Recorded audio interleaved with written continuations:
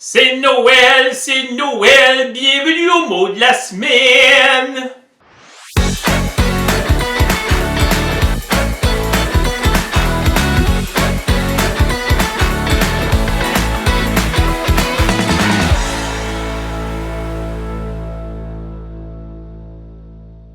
Ouais, en ce beau temps des fêtes, mon mot cette semaine, allégresse. Qu'est-ce que de l'allégresse? Quel beau mot, mesdames et messieurs! Alors, de l'allégresse, c'est un sentiment. Est-ce que c'est A, de l'admiration, B, de la joie, ou C, de la gratitude?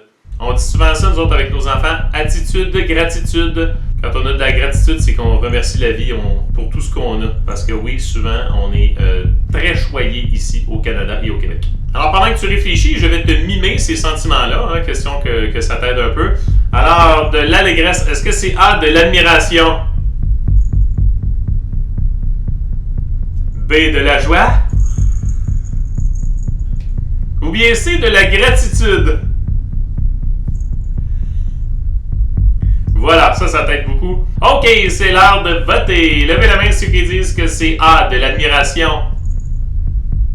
B, de la joie, levez la main. Ou bien C, de la gratitude. La bonne réponse, c'est B, de la joie. De l'allégresse, ben, ça a deux sens. C'est soit une joie qui est exprimée de manière très vive, donc ça paraît, là, la personne n'est pas comme « moi je suis très heureuse ». Ça se manifeste, ça se voit, elle vit une grande joie. Sinon, c'est une espèce de joie collective, chez une famille par exemple, dans le temps des fêtes. Mais bon, dans les deux cas, on parle d'une grande joie. Le mot joie est beau, mais le mot allégresse, il est si beau. De l'allégresse, c'est comme de la joie, ça se compte pas. Alors, le pluriel existe, mais quand est-ce que tu vois le mot joie au pluriel? Ben, c'est la même affaire pour allégresse. Allégresse, tu le verras jamais au pluriel. Il va toujours être singulier. Ben, je dis pas une fois, là. Ceux qui jouent de la musique, il y a peut-être un terme que vous connaissez qui ressemble à allégresse. En fait, le mot allégresse vient de l'italien allegro.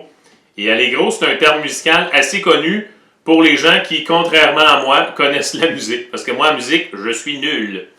Donc, demande-moi pas d'écrire la note Fa sur la portée. J'ai aucune espèce d'idée. C'est vraiment pas mon domaine.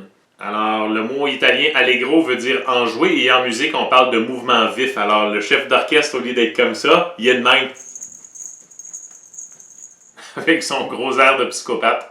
Je sais exactement quand est-ce que j'ai appris ce mot-là. Ça m'arrive des fois de savoir exactement quand est-ce que j'ai appris un mot.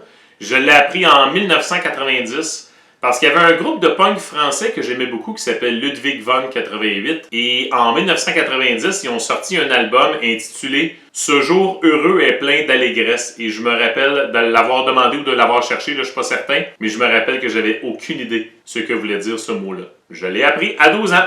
Faut bien l'apprendre à un moment donné. Alors oui, lorsque tu auras des petits soupers en famille, il y a des chances que tu vives de l'allégresse, une belle grande joie. Il n'y a rien de plus fun dans le temps des fêtes qu'être en famille, rester en pyjama toute la journée, faire des casse-têtes, déjeuner en mangeant de la tarte aux pacanes, regarder des films à 1h l'après-midi, des films qu'on a vus 1000 fois comme « Maman, j'ai raté l'avion et le sapin a des boules ». Ah, ça là! Ça, c'est de la grande joie. Ça, c'est de l'allégresse. C'est tellement le fun. Je souhaite à tout le monde un joyeux temps des fêtes rempli d'allégresse. On se revoit pour un autre mot de la semaine.